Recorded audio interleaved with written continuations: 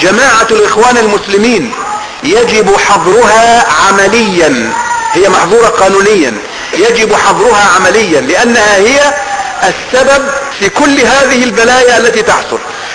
وقد يكون قال انهم لم يقتلوا احدا، قتلوا. انهم لم يفجروا احدا، فجروا، حصل. فكانوا وراء مقتل ما يساوي اليوم النائب العام. رئيس القضاة في مصر كان اسمه الخازندار باشا، قتلوا الخازندار. ثم بعد مقتل الخازندار كان رئيس الوزراء اسمه محمود فهمي النقراشي باشا. احد يقول انت تدافع عن النقراشي لانك كنت في مدرسة النقراشي. ممكن والله، وارد يعني، فانا اسد عليهم هذه حتى تضيع منهم، فاكون قد سبقتهم يعني. فهذا الرجل كان رئيس وزراء مصر. ماذا حصل لما قتل الخازندار؟ والخازندار حكم على بعض اعضاء جماعة الاخوان باحكام رأوها انها احكام قاسية، فقتلوه، اغتالوه بعض افراد. وهذا لا تنكره جماعة الاخوان الى يومنا هذا، لكن يقولون هؤلاء شباب طائشون. ومن المسؤول عن هؤلاء الشباب الطائشين؟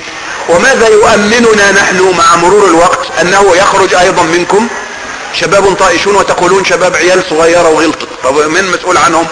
عيل وغلط، ماشي. طب ابوه مش مسؤول عنه؟ عيل كسر لي الازاز بتاع عربيتي، طب انا اكلم فين ابوك يا ابني؟ اهو يا حبيبي يا ابني، يا ابنك كسر لي، عيل وغلط.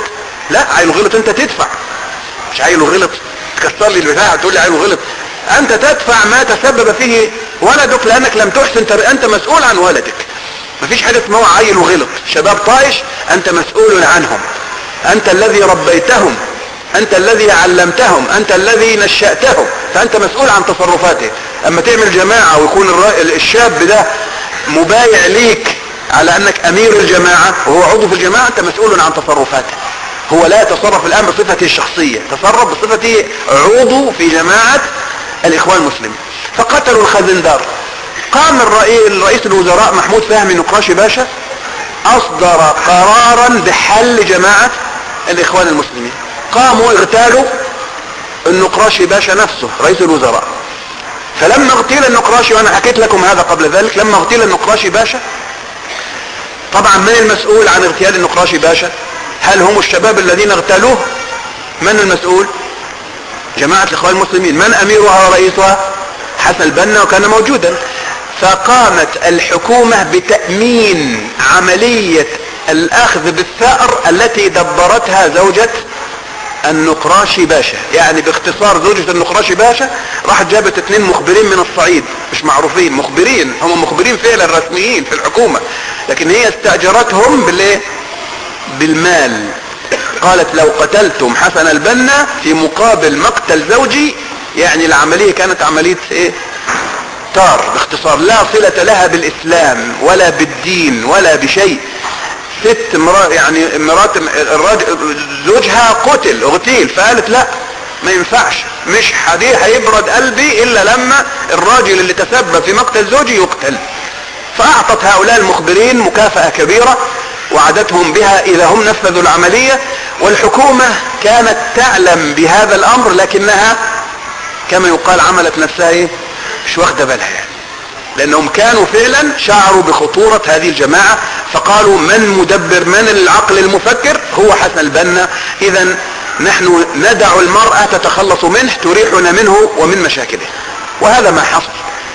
فاعطي الرجل موعدا وهميا في مبنى جمعية الشبان المسلمين اللي هو موجود حتى هذه اللحظة في شارع رمسيس، معروف في شارع رمسيس.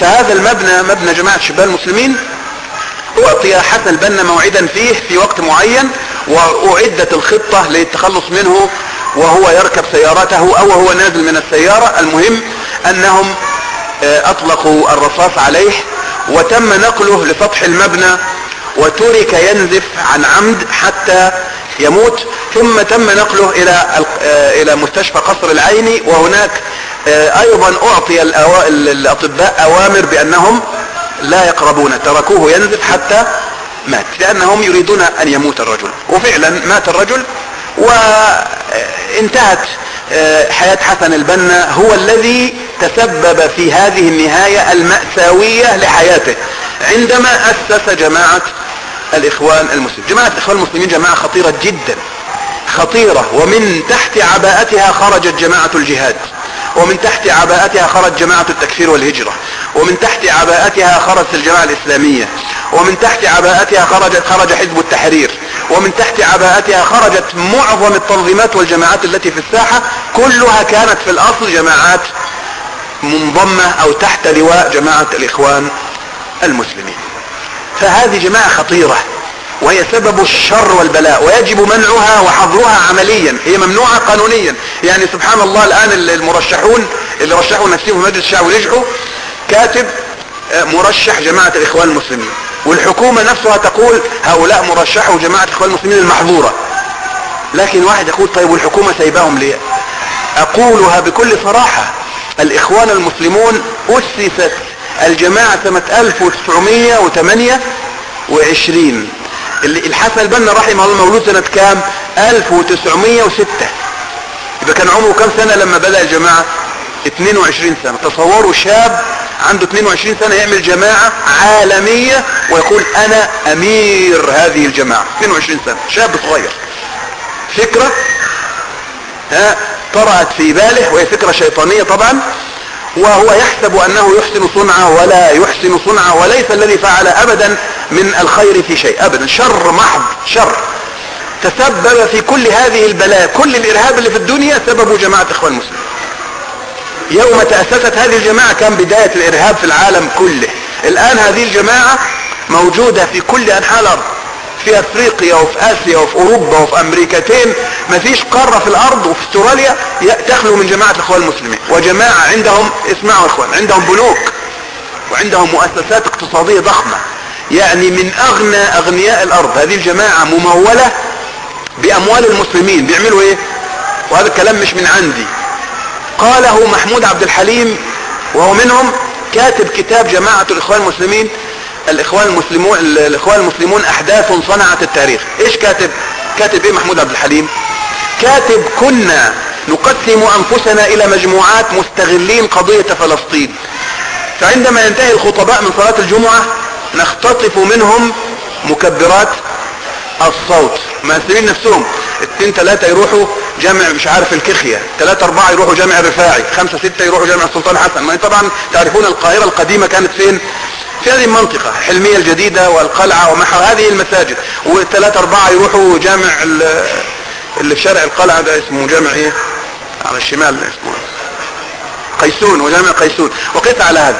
فالشاهد هذه منطقة كانت هي القاهرة. فهو كاتب اسماء هذه المساجد، كاتب مش انا مش جايبه من دماغي يعني، هو كاتب. فيقول نذهب بعد ما ينتهي الخطيب من الصلاة، السلام عليكم ورحمة الله، السلام عليكم، نخطف الميكروفون، وواحد تاني واقف بالصندوق بتاع التبرعات فين؟ عند باب المسجد. وقال ونسخن الناس ونلهب حماسهم مستغلين قضية فلسطين. يقول محمود عبد الحليم وللعلم كنا لا نرسل بهذه الأموال إلى المجاهدين في فلسطين، بل كنا نطبع بها منشورات الجماعة. يعتبروه شيئا يفتخر به أنه تخطيط جيد، وهم طبعا الشيطان يدخل لهم مدخلا، يقول لك ما احنا لما بنطبع منشورات ما احنا كده برضو بنؤيد الايه؟ القضية الفلسطينية، يبقى احنا بنعمل برضو الاموال اللي خدي. اذا قضية، خد بالك الان الإخوان المسلمون اخترقوا كل التنظيمات، معذرة، كل المؤسسات الرسمية. يعني الان في حاجة اسمها اتحاد الأطباء العرب. من رئيس اتحاد الأطباء العرب؟ عبد المنعم، دكتور عبد المنعم أبو الفتوح. هذا من رؤوس جماعة الإخوان المسلمين، وهو رئيس يعني شيء يعني رسمي معترف به على مستوى الدول العربية وليس على مستوى مصر. اسمه اتحاد أطباء العرب. نقابات، معظم النقابات محتلة بالإخوان المسلمين.